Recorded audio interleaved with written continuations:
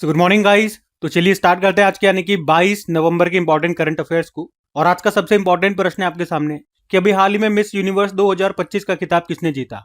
तो आंसर होगा Fatima Bosch ने। तो मिस यूनिवर्स 2025 ये इसका 74th नंबर का एडिशन था जिसको होस्ट किया था थाईलैंड ने, और इसको जीत लिया है फातिमा बॉश ने। ये जरूर याद रखना ये किस देश की है, मैक्सिको की है। मैं ऐसा क्यों बोल रहा हूं देश का नाम याद रखना, क्योंकि लास्ट ईयर 2024 में जो मिस यूनिवर्स का खिताब जीता था विक्टोरिया थेलविग ने, वो डेनमार्क से थी और किसी एक एग्जाम में उनकी कंट्री का नाम पूछा गया था। ये नहीं पूछा विजेता कौन है, ये पूछ लिया था उस विजेता का देश कौन है। मतलब विजेता का नाम तो एग्जामिनर ने दे दिया था और बोला था इनका देश का नाम बताओ। तो देश का नाम जरूर याद रखना। तो फातिमा बॉश मैक्सिको से है और उप विजेता भी देख लो एक बार, प्रवीणार सिंह ये थाईलैंड से हैं। बल्कि और बात करें भारत की, मणिका विश्वकर्मा ये टॉप 12 तक पहुंची, उसके बाद ये बाहर हो गई। तो विजेता का नाम याद रखना फातिमा बॉश। अच्छा, फातिमा से एक नाम आपको याद होता होगा, जब भी हम सुप्रीम कोर्ट के बारे में बात करते हैं तो फातिमा बीवी के बारे में आपको बताता हूं, जो कि सुप्रीम कोर्ट की पहली महिला जज रही थी। अब आपके लिए एक होमवर्क प्रश्न छोड़ता हूं कि जो सुप्रीम कोर्ट की पहली महिला जज जो मैंने आपको बताया फातिमा बीवी की जो हम बात कर रहे हैं, इनको पद्म भूषण अभी मरणोपरांत दिया गया था। किस वर्ष मिला था, ये प्रश्न आपके लिए रहेगा। तो यहां से अगर समराइज करें क्वेश्चन को तो क्या क्या बातें याद रखनी है। मिस यूनिवर्स 2025 हमने देखा 74th नंबर का एडिशन था, होस्ट किया था थाईलैंड ने। विजेता रही है फातिमा बॉस, ये मैक्सिको से है। और एक और पॉइंट आप नोट करना कि इसका जो अगला एडिशन होगा 2026 में जो 75th नंबर का एडिशन होगा वो कहां पर होगा ये तय हो गया है। तो इसको होस्ट करेगा प्यूर्टो रिको, ये कंट्री है प्यूर्टो रिको, ये इसको होस्ट करेगा जिसकी कैपिटल होती है सैन जुआन। अब ये तो हमने मिस यूनिवर्स की बात कर ली। अगर मिस वर्ल्ड की बात करोगे, मिस वर्ल्ड 2025 का खिताब जो अभी भारत में हुआ था 72 नंबर का एडिशन था, तेलंगाना ने होस्ट किया था। तो मिस वर्ल्ड का खिताब किसने जीता था, ओपल सुचाता ने जीता था, वो थाईलैंड से हैं। वो नाम भी याद रखना। एक ये नाम याद रखना, अभी मिसेज यूनिवर्स 2025 का खिताब जीता था शेररी सिंह ने, और ये खिताब जीतने वाली ये पहली भारतीय बनी थी। जबकि मिस यूनिवर्स इंडिया का खिताब मणिका विश्वकर्मा ने जीता, ये राजस्थान के श्रीगंगानगर से हैं। और ये भी देखो मिसेज वर्ल्ड 2025 का खिताब जीतने वाली पहली अश्वेत महिला बनी थी तशेगो गेलाय। और आज हमने बात करी है मिस यूनिवर्स की। अच्छा, मिस यूनिवर्स में अभी तक कितनी भारतीय विजेता रह चुकी है, 3 भारतीय महिलाएं अभी तक मिस यूनिवर्स का खिताब जीत चुकी हैं। सबसे पहले जीता था सुष्मिता सेन ने 1994 में, फिर लारा दत्ता ने सन 2000 में, और हरनाज कौर संधू ने सबसे आखिरी में 2021 में जीता था। ये भी थोड़ा सा ध्यान में रखना। हम अगले प्रश्न की ओर बढ़ते हैं। फिर अगले में पूछ रहे हैं G20 समिट जो भी 20वां एडिशन है ये कहां पर होगा। कहां पर होगा नहीं, एक्चुअली में ये स्टार्ट हो चुका है, चल रहा है ये। तो इसका सही उत्तर होगा साउथ अफ्रीका। तो G20 समिट की हम बात कर रहे हैं 2025 में, ये इसकी 20वीं बैठक है और 21 नवंबर को ये शुरू हुई, 23 नवंबर तक ये चलेगी। कहां पर, जोहान्सबर्ग साउथ अफ्रीका में। और भारत की तरफ से प्रधानमंत्री नरेंद्र मोदी इसमें हिस्सा ले रहे हैं। और इसकी थीम याद रखना, सॉलिडेरिटी, इक्वालिटी, सस्टेनेबिलिटी, ये इसकी थीम है। थीम इंपॉर्टेंट रहेगी। आपको बताए लगभग 2 साल पहले भारत ने G20 को होस्ट किया था, जो इसका 18वां एडिशन था। इसका आयोजन भारत में नई दिल्ली में हुआ था, नई दिल्ली के भारत मंडपम में। और उस समय थीम क्या थी, वासुदेव कुटुंबकम। और उसी समय इसमें कौन शामिल हुआ था, अफ्रीकन यूनियन इसमें शामिल हो गया था। तो अब मेंबर की बात करोगे तो 19 तो देश है और 2 संगठन हो गए, यूरोपियन यूनियन और अफ्रीकन यूनियन। यूरोपियन यूनियन का हेडक्वार्टर ब्रुसेल बेल्जियम और अफ्रीकन यूनियन का एडिस अबाबा इथोपिया में है। और फिर 2024 में इसको होस्ट किया था ब्राजील ने। अभी 2025 में साउथ अफ्रीका होस्ट कर रहा है। और हाँ, अगले साल भी हम पढ़ चुके हैं कि 2026 में जो इसकी 21वीं बैठक होगी G20 समिट की, वो कहां पर होगी, वो अमेरिका में होगी। जो इसकी पहली समिट हुई थी 2008 में हुई थी, कहां पर, वॉशिंगटन डीसी अमेरिका में। तो G20 इसकी स्थापना होती है 1999 में, पहली समिट मैंने आपको बताया 2008 में, वॉशिंगटन डीसी अमेरिका। बाकी चलो कुछ और इंपॉर्टेंट समिट्स में आपको एक साथ रिवाइज करवाता हूँ। अभी इसी साल वाली है सारी लगभग, जैसे G7 समिट अभी इसको होस्ट किया था कनाडा ने। और G20 हमने कहा अभी ये हो ही रही है 2025 में, साउथ अफ्रीका। और अगली वाली जो G20 है 2026 वो मियामी अमेरिका में होगी। अभी ब्रिक्स समिट 2025 इसको होस्ट किया ब्राज़ील ने। और अगले साल जो 18th नंबर की ब्रिक्स समिट होगी उसको होस्ट करेगा भारत। और अभी आसियान समिट इसको होस्ट किया था मलेशिया ने, कोलालंपुर मलेशिया में हुआ था। और SCO समिट अभी इसको होस्ट किया था चीन ने, 25वां एडिशन था, तियानजिन चीन में। और अगले वाले भी देख लो इसके कि अगले साल 2026 में जो 26वां एससीओ समिट होगा वो कहाँ पर होगा, बिश्केक किर्गिस्तान में, और 2027 वाला पाकिस्तान में। नाटो समिट यह भी हुआ था हैग नीदरलैंड में। बिम्स्टेक समिट अभी ये बैंकॉक थाईलैंड में हुआ था और इसकी अगली बार अध्यक्षता करेगा, मतलब अगले 2 सालों के लिए इसकी अध्यक्षता सौंप दी गई है बांग्लादेश को। और कोप 30 का आयोजन अभी हुआ ही सही है ब्राजील में। पिछले साल कोप 29 ये बाकू अजरबैजान में हुआ था। और इंटरपोल की गवर्नेंस कमेटी की अध्यक्षता संभाल ली है यूएई ने। तो ये सब ध्यान में रखना। अगला प्रश्न देखते हैं। फिर अगले में पूछ रहे हैं कि अभी हाल ही में अमेरिका ने किसे एक प्रमुख गैर नाटो सहयोगी देश के रूप में घोषित किया, तो आंसर होगा यहाँ पे सऊदी अरब। तो अभी अमेरिका ने सऊदी अरब को एक प्रमुख गैर नाटो सहयोगी यानी कि नॉन नाटो एलाई घोषित किया है। और इसी के साथ ही अमेरिका ने सऊदी अरब के लिए अपने हथियारों के भंडार को खोल दिया है। तो अब सऊदी अरब अमेरिका के उन हथियारों को भी खरीद सकता है जो सिर्फ नाटो देशों को ही बेचे जा सकते थे। अभी सऊदी अरब के जो क्राउन प्रिंस है मोहम्मद बिन सलमान, वो अमेरिका के दौरे पर गए थे और वहीं पे अमेरिका और सऊदी अरब के बीच में ये समझौता हो गया। अब बात सऊदी अरब की है तो ये रहा मैप में सऊदी अरब, जिसकी कैपिटल रियाद होती है, सऊदी रियाल। किंग है सलमान ऑफ सऊदी अरबिया। कुछ करंट अफेयर्स के प्रश्न देख लें अगर सऊदी अरब से, तो याद रखना 2034 में जो फीफा वर्ल्ड कप होगा उसको होस्ट करेगा सऊदी अरब, और 2034 में ही जो एशियन गेम्स हैं वो भी होस्ट करेगा सऊदी अरब। पहले ओलंपिक ई स्पोर्ट्स गेम्स 2025 को होस्ट किया सऊदी अरब ने। स्पेस मिशन में जाने वाली सऊदी अरब की पहली महिला बनी थी रियाना बर्नवी। पहली भारत खाड़ी सहयोग परिषद के विदेश मंत्रियों की पहली बैठक रियाद में हुई। ग्लोबल टीचर प्राइज 2025 ये खिताब जीता मंसूर अल मंसूर ने, सऊदी अरब के हैं। ई स्पोर्ट्स वर्ल्ड कप 2025 के लिए वैश्विक राजदूत चुना गया क्रिस्टियानो रोनाल्डो को। और अभी ये ई स्पोर्ट्स वर्ल्ड कप 2025 कहाँ पर हुआ, रियाद सऊदी अरब में। तो ये सब बातें ध्यान में रखना। अगला प्रश्न देखते हैं। और हाँ, एक इंपॉर्टेंट सूचना आप सभी के लिए कि मैं किसी कारण से 2-3 दिनों के लिए आउट ऑफ स्टेशन जा रहा हूँ। कुछ प्रोग्राम है और जरूरी है बाहर जाना, अगर जरूरी नहीं होता तो मैं इससे छोड़ देता। अब या तो कम से कम 2 दिन की छुट्टी हो, लेकिन मैं छुट्टी नहीं करना चाहता हूँ। छुट्टी करने से क्या होता है, वो लिंक टूट जाता है। जब मेरे से ही टूट जाता है तो ऑब्वियस ही बात है आपसे भी लिंक टूटेगा और कंटेंट का भी लॉस होता है। दोनों ही बातें हैं। और मुझे वो करने में बिल्कुल मजा नहीं आता कि 2 दिन बाद आकर के कहूँ कि 3 दिन का करंट अफेयर्स ही एक साथ आप लो। वो एक ही दिन में ओवरडोज हो जाएगा 3 दिन का। तो मैं पूरी कोशिश करूंगा कि कंटेंट आपको प्रोवाइड करा दिया जाए। बस कमी ये रहेगी जो मैं एक्स्ट्रा आपको रिवीजन करवाता हूँ वो रिवीजन पे नहीं कर पाऊंगा। वो रिवीजन पार्ट हट जाएगा। जो मेन कंटेंट है, जो करंट अफेयर्स है ना, वो आप तक पहुंच जाएगा। तो मैं आपको कंटेंट डिलीवर करवा दूंगा, क्योंकि देखो बाहर जा रहे हैं किस तरह से मैनेज हो पाता है। तो बस इतना सा ध्यान रखिएगा, रिवीजन पार्ट मैं नहीं लेकर के आ पाऊंगा। और हो सके तो शायद जो रिटर्न फॉर्मेट में मैं आपको देता हूँ, ये रिटर्न फॉर्मेट में भी आपको न मिल पाए। मैं चीजें आपको बस समझा दूंगा, क्योंकि अपनी जगह की बात अलग होती है और दूसरे की जगह की बात अलग होती है। ठीक है, तो मैंने आप लोगों को पहले बता दिया, कंटेंट में जरूर डालूंगा। 99% है, कंटेंट जरूर आएगा। बस रिटर्न फॉर्मेट का नहीं कह सकता और रिवीजन नहीं आ पाएगा। ठीक है, चलेगा। तो अभी हम भी चलते हैं आगे। फिर अगले में पूछ रहे हैं, हाल ही में चर्चा में रही बिरसा 101 का संबंध किससे है? तो आंसर होगा क्रिस्पर जीन थेरेपी से।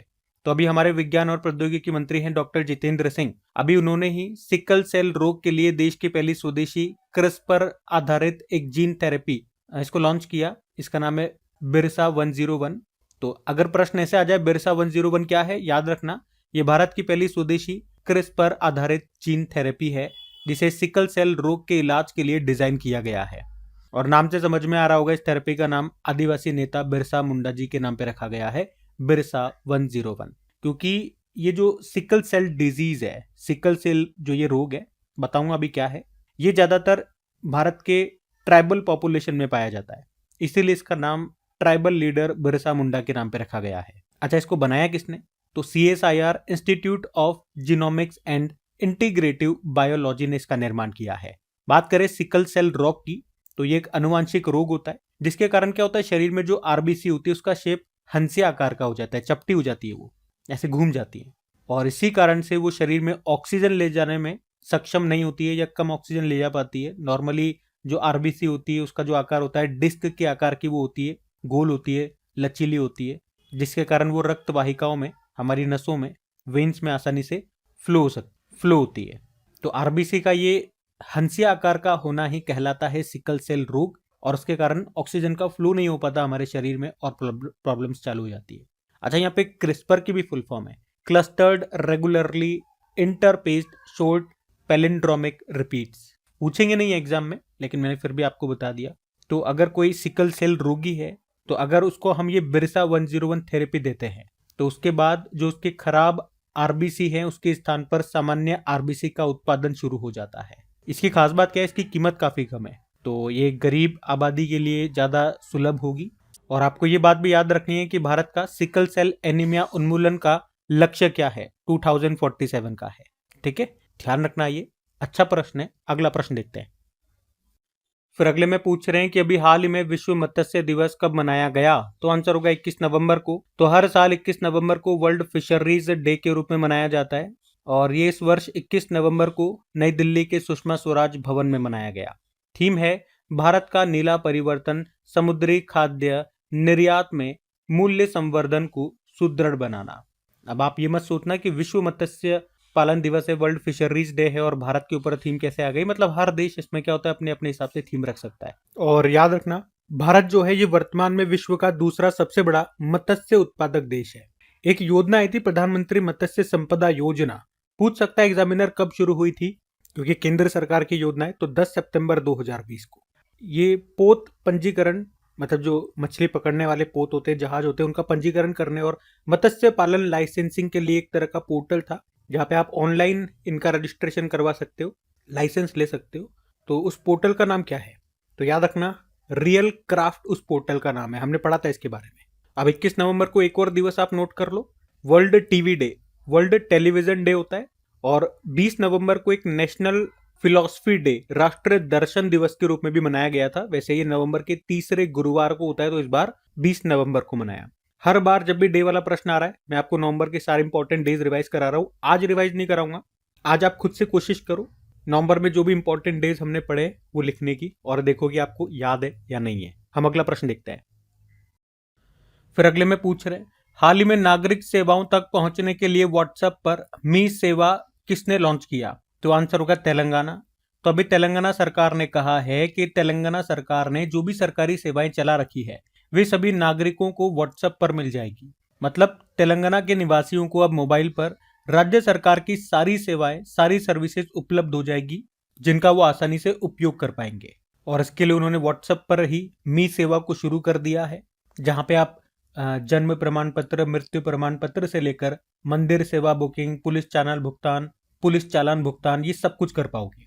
तेलंगाना में मी सेवा का मतलब होता है आपकी सेवा में।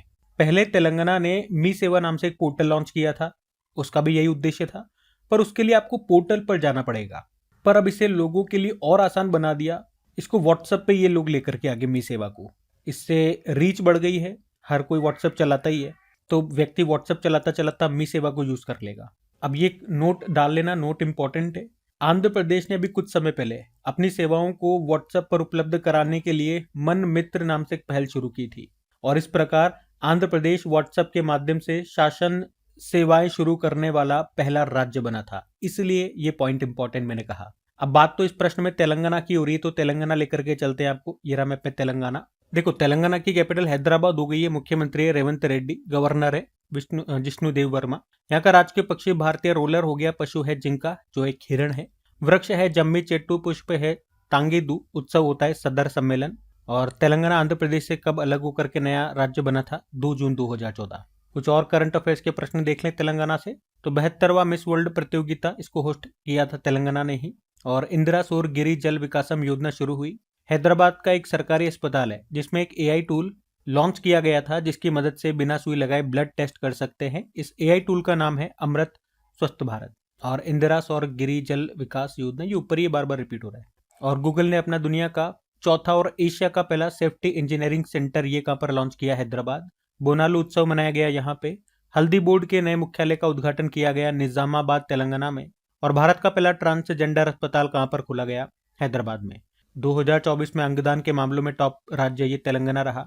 भारत की पहली फीफा टैलेंट अकेडमी ये कहां पर शुरू हुई, हैदराबाद में, हैदराबाद के गोचिबौली स्टेडियम में। तो ये सब ध्यान में रखना। अगला प्रश्न देखते हैं।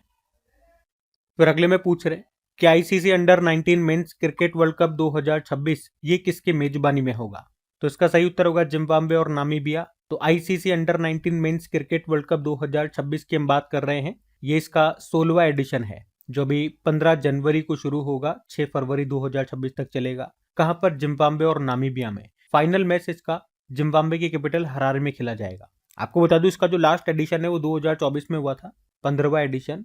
कहां पे हुआ था? साउथ अफ्रीका में। उसको ऑस्ट्रेलिया ने जीता था, भारत को हराया था। इसमें सबसे सफल टीम अभी तक भारत रही है, 5 बार भारत ने इसको जीता है। इसका पहला एडिशन 1988 में हुआ था ऑस्ट्रेलिया में, उसको ऑस्ट्रेलिया ने जीता था, पाकिस्तान को हराया था उस वक्त।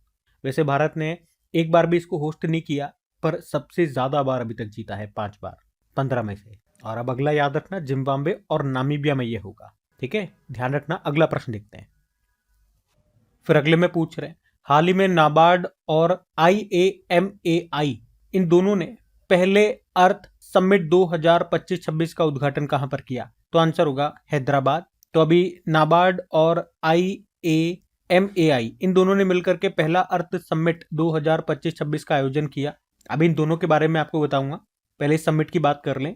अभी ये 20 और 21 नवंबर को हुआ था, कहां पर? हैदराबाद में। ये पहली बार भारत में हुआ, तो हमारे लिए इंपॉर्टेंट रहेगा प्रश्न, कहां पर हुआ ये ध्यान रखना। उद्देश्य है ग्लोबल चेंज के लिए इनोवेशन को मजबूत करना। थीम भी है वैश्विक बदलाव के लिए ग्रामीण नवाचार को सशक्त बनाना, यानी कि empower rural innovation for global change. आपको पता है पहला जो अर्थ समिट है वो हुआ था 1992 में। कहां पे? रियो डी जेनेरियो, ब्राजील में। ये पॉइंट भी ध्यान में रखना। अब नाबार्ड और इस दूसरे संस्था की बात कर ले, तो नाबार्ड तो आप सभी जानते हो। नाबार्ड की फुल फॉर्म क्या होती है? National bank for agriculture and rural development. स्थापना होती है इसकी 12 जुलाई 1982 1982। और किसकी सिफारिश पर? शिवरमन समिति। हेडक्वार्टर मुंबई, अध्यक्ष हैं KV शाह जी। और IAMAI की बात करें, फुल फॉर्म होती है internet and mobile association of India. स्थापना होती है 2004 में, हेडक्वार्टर मुंबई, और इसके चेयरमैन है हर्ष जैन। तो याद रखना, इन दोनों ने मिलकर के भारत में पहली बार अर्थ समिट का आयोजन किया है। कहां पर किया? हैदराबाद में। यही इंपॉर्टेंट प्रश्न है। अगला प्रश्न देखते हैं। फिर अगले में पूछ रहे, अभी हाल ही में किस देश के हवाई अड्डे ने दुनिया में पहली बार वाईफाई 7 तैनात किया है? तो आंसर होगा ओमान। तो अभी ओमान ये दुनिया का पहला ऐसा देश बन गया जिसने अपने सभी हवाई अड्डों, एयरपोर्ट्स पर वाईफाई 7 सेवा को शुरू किया है। और इसके लिए इसने हुआवेई कंपनी के साथ समझौता किया। तो वाईफाई 7 से जो भी यात्री होंगे वहां पर, उनको तेज इंटरनेट और बेहतर कनेक्टिविटी मिल सकेगी, जिससे यात्रा का अनुभव और संचालन दोनों बेहतर होंगे। और ओमान की कैपिटल क्या होती है? मस्कट होती है। करेंसी होती है ओमानी रियाल। अच्छा, वाईफाई की फुल फॉर्म क्या होती है? वाईफाई की फुल फॉर्म एग्जाम में आती है, जिनके भी कंप्यूटर सब्जेक्ट होता है। तो वायरलेस फिडेलिटी इसकी फुल फॉर्म होती है, ध्यान में रखना। अगला प्रश्न देखते हैं। फिर अगले प्रश्न में आपसे पूछ रहे कि कांतार ब्रांड्स के 2025 के अनुसार भारत का सबसे मूल्यवान वैश्विक ब्रांड कौन सा है? तो आंसर होगा HDFC बैंक। तो 2025 की कांतार ब्रांड्स रिपोर्ट के अनुसार देश की सबसे बड़ी प्राइवेट बैंक जो HDFC बैंक है, उसने अभी IT सेक्टर की जो सबसे बड़ी कंपनी है TCS, उसको पछाड़ करके देश की ये सबसे बड़ी वैल्यूएबल ब्रांड बन गई है। कौन? HDFC bank. इसने TCS को पछाड़ दिया। तो HDFC बैंक का जो ब्रांड वैल्यू है, जो मार्केट कैप है, वो कितना हो गया? $44.9 बिलियन हो गया। इसके अलावा रिपोर्ट में यह भी बताया कि लगातार दूसरे साल जोमेटो ये सबसे तेजी से बढ़ने वाला ब्रांड बना हुआ है। देखो, HDFC बैंक की बात करें, स्थापना होती है 1994 में। हेडक्वार्टर मिलेगा आपको मुंबई में। चेयरमैन अतानु चक्रवर्ती और CEO शशिधर जगदीशन है। इसकी टैगलाइन क्या होती है? वी अंडरस्टैंड योर वर्ल्ड, इसकी टैगलाइन होती है। बाकी ये थी आज की हमारी करंट अफेयर्स की क्लास। उम्मीद करूंगा सेशन पसंद आया होगा। कमेंट करके जरूर बताना सेशन आपको कैसा लगा, अच्छा लगा तो प्लीज वीडियोस को अपने दोस्तों के साथ में स्टडी ग्रुप में शेयर जरूर करना। वीडियो को लाइक नहीं करा तो लाइक कर देना। बाकी चलो अभी कल के करंट अफेयर्स का हम क्विक रिवीजन कर लेते हैं और सेशन एंड करते हैं। तो कल पहला प्रश्न पूछा था, इंदिरा गांधी शांति पुरस्कार से किसे सम्मानित किया गया? मिशेल बैचलेट को। फिर पूछा, चंद्रमा पर पहली बार छोटे आयरन ऑक्साइड क्रिस्टल की खोज किसने की? चाइना। फिर पूछा, भारत में पहली बार वर्ल्ड टेनिस लीग का आयोजन ये कहां पर किया जाएगा? बंगलुरु। मोदीज मिशन, इस बुक को लिखा है बरजीश देसाई ने। किसे CII गुणवत्ता रत्न पुरस्कार 2025 से सम्मानित किया गया? वेणु श्रीनिवासन को। और पहली बार किस देश ने अपने ISSAI J1 उपग्रह को PSLV रॉकेट से लॉन्च करने की घोषणा की? जापान। फिर पूछ रहे, अग्रे में बिहार के मुख्यमंत्री पद पर JDU प्रमुख नीतीश कुमार कौन सी बार शपथ लेंगे? मतलब शपथ ले ली है इन्होंने 10वीं बार मुख्यमंत्री के रूप में। वर्ल्ड चिल्ड्रंस डे ये कब मनाया गया? तो आंसर होगा 20 नवंबर को। और भारत का पहला टेस्ला केंद्र कहां पर खुलेगा? तो आंसर होगा गुरुग्राम में। और आखिरी प्रश्न था, किसे पाम स्प्रिंग्स फिल्म फेस्टिवल में डेजर्ट पाम अचीवमेंट अवार्ड से सम्मानित किया गया लियोनार्डो डिकैप्रियो। बाकी चलो कल का भी एक बार होमवर्क प्रश्न देखते हैं और सेशन एंड करते हैं। तो कल आपसे पूछा खाद्य एवं शांति के लिए MS स्वामीनाथन पुरस्कार के पहले प्राप्तकर्ता कौन बने, तो आंसर होगा एडेमोला एडेनले। आप सभी ने प्रश्न का बिल्कुल सही उत्तर दिया। अब ये रहा आज का आपका होमवर्क प्रश्न।